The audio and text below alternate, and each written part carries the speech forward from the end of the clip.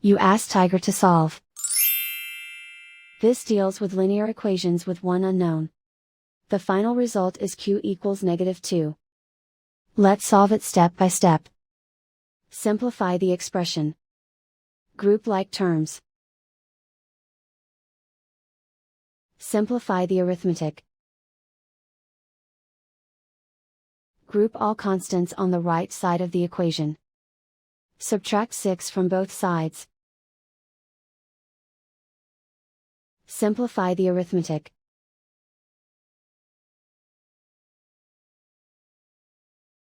Isolate the q.